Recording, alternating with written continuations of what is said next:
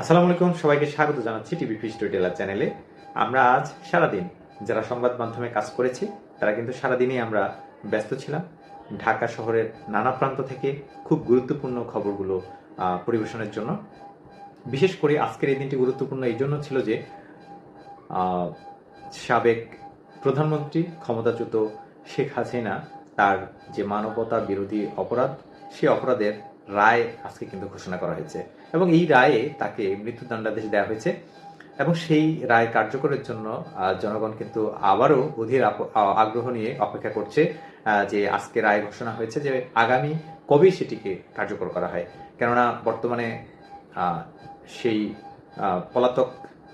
স্বৈরাচার শেখ হাসিনা কিন্তু ভারতে অবস্থান করছে এবং তাকে দেশে ফিরিয়ে আনতে পারার মতো সেই সক্ষমতা, সেই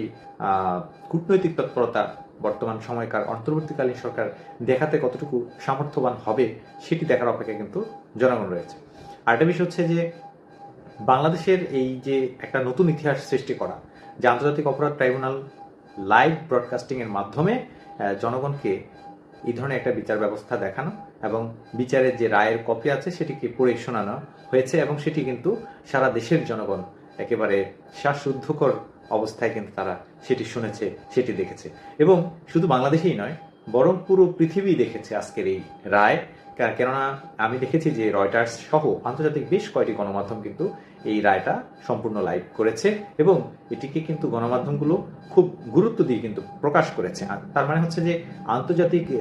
ভাবে আজকের এই রায়টি একটি স্বীকৃতি পেয়েছে যে জুলাই গণ অভ্যুত্থানে যেভাবে নির্বিচারে শিক্ষার্থীদেরকে হত্যা করা হয়েছে, গুলি চালানো হয়েছে এবং যে মানবতা বিরোধী অপরাধ বা মানবতা বিরোধী কর্মকাণ্ডগুলো বাংলাদেশের মাটিতে হয়েছে, যারা করেছে তাদের কিন্তু একটি যথাযথ রায় হয়েছে এবং এই রায়ে কিন্তু সন্তোষ প্রকাশ করেছে বাংলাদেশের আপামর জনগণ এবং বিশেষ করে শহীদি পরিবার যারা, তাদের কিন্তু ভেতর থেকেই কিন্তু তাদের এক ধরনের স্বস্তি তারা কিন্তু পেয়েছে এবং যদিও এখন সেটি অপেক্ষা করতে হবে যে কখন সেই রায় কার্যকর হয়। তো বাংলাদেশের যে নতুন ইতিহাস রচিত হচ্ছে, এই ইতিহাস থেকে কিন্তু নতুন একটা বার্তা আসতে যাচ্ছে এবং সেই বার্তায় সকলের প্রত্যাশা কিন্তু যে আগামী দিনে যাতে করে এই ধরনের স্বৈরাচারের সৃষ্টি যাতে না হয় সেই পথগুলো কিন্তু রুদ্ধ করে দিতে হবে, বন্ধ করে দিতে হবে, এমনটাই প্রত্যাশা, এমনটাই দাবি কিন্তু সকল স্তরের মানুষের এবং সেজন্য প্রয়োজনীয় সংস্কারের তাগিদ দিচ্ছেন বিভিন্ন মহল থেকে বিভিন্ন ব্যক্তিবর্গ। বিশেষ করে জুলাই গণ অভ্যুত্থানে যারা অংশগ্রহণ করেছেন,